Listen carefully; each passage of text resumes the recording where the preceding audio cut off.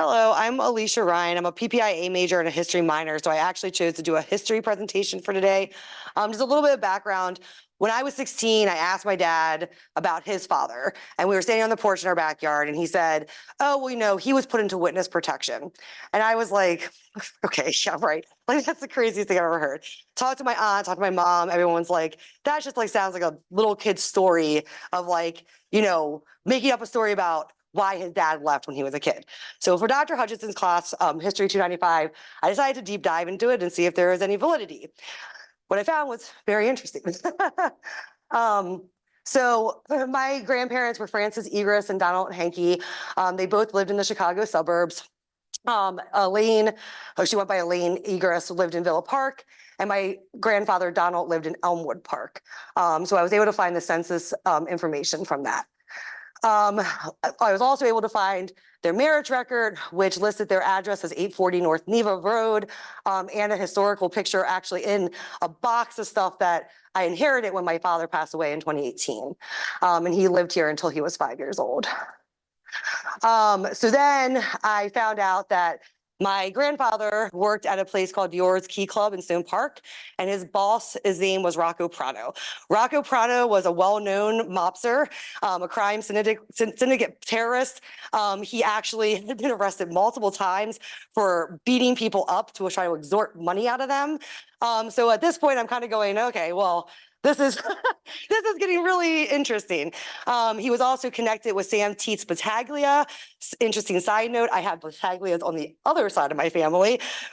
There is some relation. And Samuel Giancana. So this is just a map of Chicago. So this is like Chicago Central, and this is, so they lived in Addison. Villa Park is where my grandmother was born. Elmwood was where my grandfather was born, and Stone Park is where Dior's Key Club was located. So then I started searching my grandfather's name in a bunch of, Google and Google Scholars and all these different things.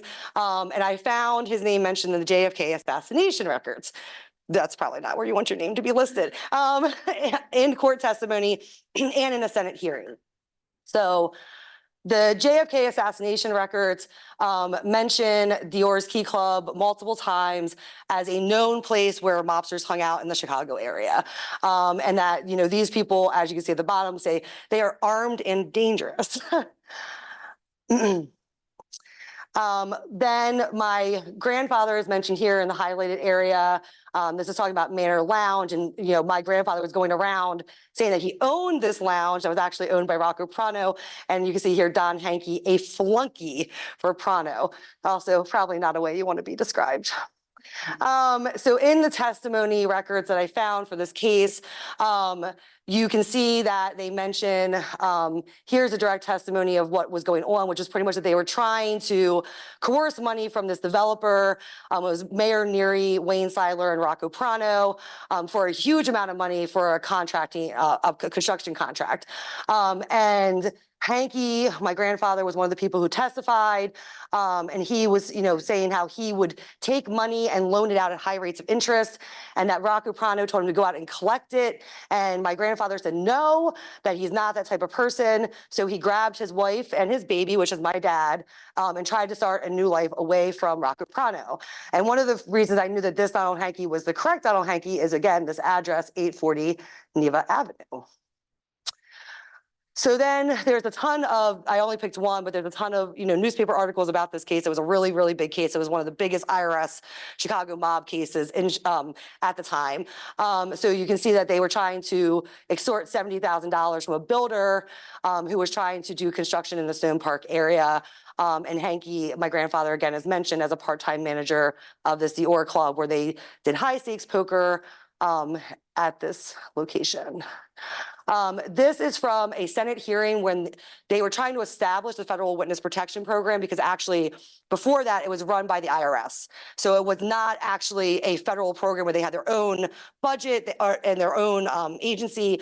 So they had all this testimony come into the Senate to kind of establish that. And one of the cases that they used as an example was my grandfather's case, because he had said him, he had worked for them. They had just sent him to California. He had tried to, build a new life, start a restaurant.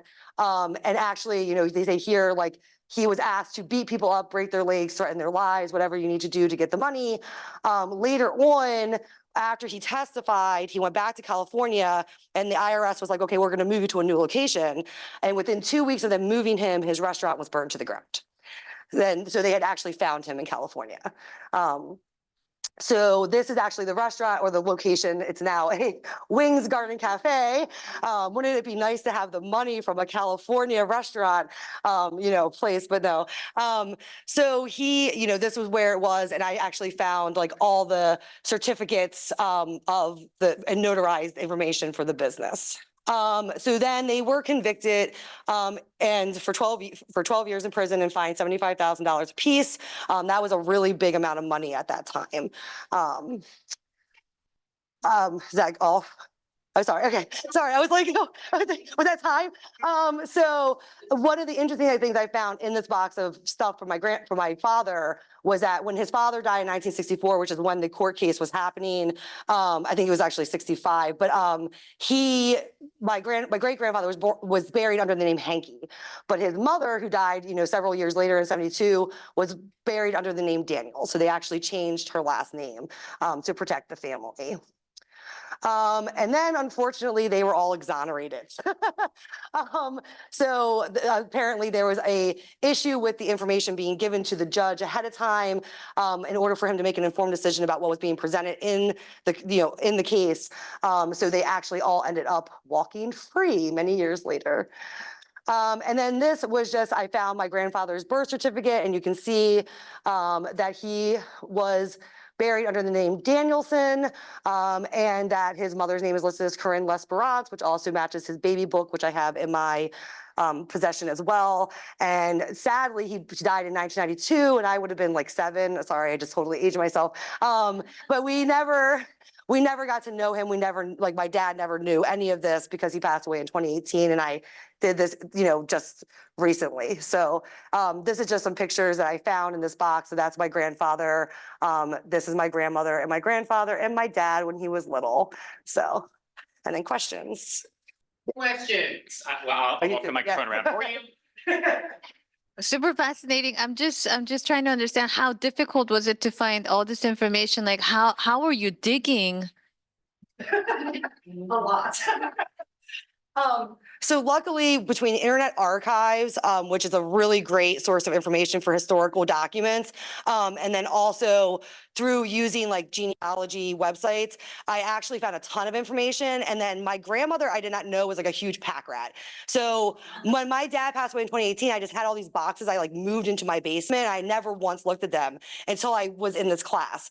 So I started like pulling stuff out and was finding like, you know, film that had never been developed, but with their address on it.